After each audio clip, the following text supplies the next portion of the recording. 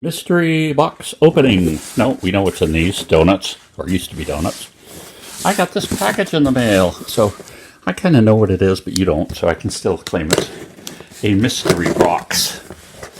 Let's open it up, see what's in here, and we're going to talk about it too as well. Wow.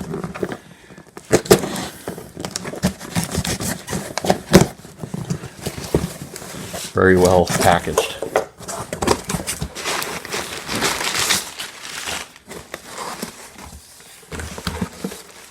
Oh, we got a note too with it.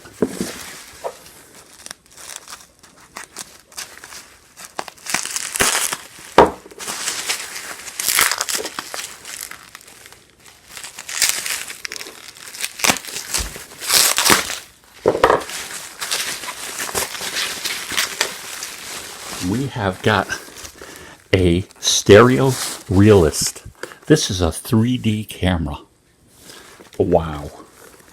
You know, these were popular when I was being born and afterwards, in the 1950s especially.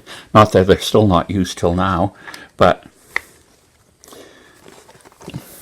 this is a camera that has two lenses. Now one's just for viewing, but the two lenses work similar to your eyes in that, let's get a little closer here. You can tell these are spaced, approximately as far apart as your eyes are.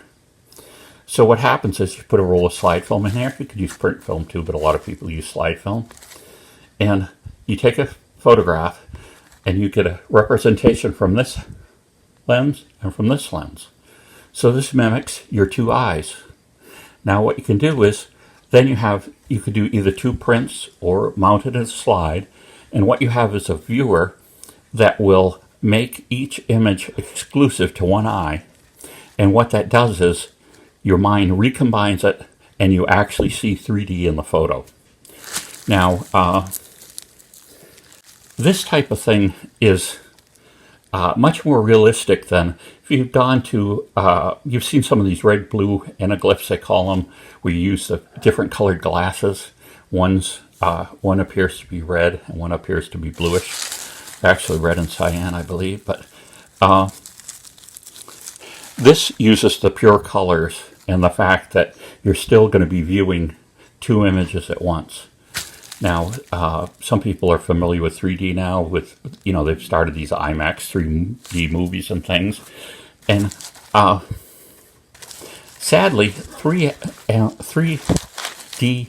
photography has never caught on exclusively and replaced traditional photography. Now they have some 3D TVs and everything.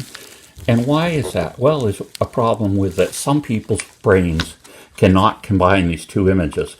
They look at it and they know, their mind says, no, this isn't real. I'm not going to combine these and make a 3D image. And some of these people can get really bad headaches from just trying to view 3D photos. So with this percentage of the population that either can't see 3D or it just confuses their brain enough so that they get a headache, it's never been universally accepted. So when we take the snap case off, we access this knob, which is acts as a tripod mount, but also holds the case in place. There we go. We have these two windows here. They correspond to, one of them corresponds to these two images are combined for the rangefinder. See those two windows? Those are combined in one of these windows, and then the actual taking lens is in this window. And to load this camera, you would actually take the back off the film. So here we have the locking mechanism here, and the entire back comes off. You can see there's spacing. I got a little corrosion here. I can clean that up. you can see there's quite a bit of spacing between the images. And what actually happens is you take the pictures, they overlap. These are 5 frames wide rather than their normal 35mm length. Let's look at a few other items here on the camera. This has a latch on it here, so we're going to put it in this side. Then we're going to lock it again. There. We've got the 2 windows to taking the rangefinder. It was common with older cameras that you had to switch viewers to get to the rangefinder, and then later cameras combined it. These cameras I just looked up, these were made, not this specific model, but the Stereo Realist, not made by Kodak, I made a mistake when I said that, were made up until 1971, so that's when I graduated high school. Well, this has got a serial number on A66115. I'll have to look that up. No. But anyway, we've got the distance focusing is over on this side. Okay. Now again, normally you're going to be using the rangefinder. It was interesting. I found the site that I'll post below, and they have accessories for the still, and they have the plate.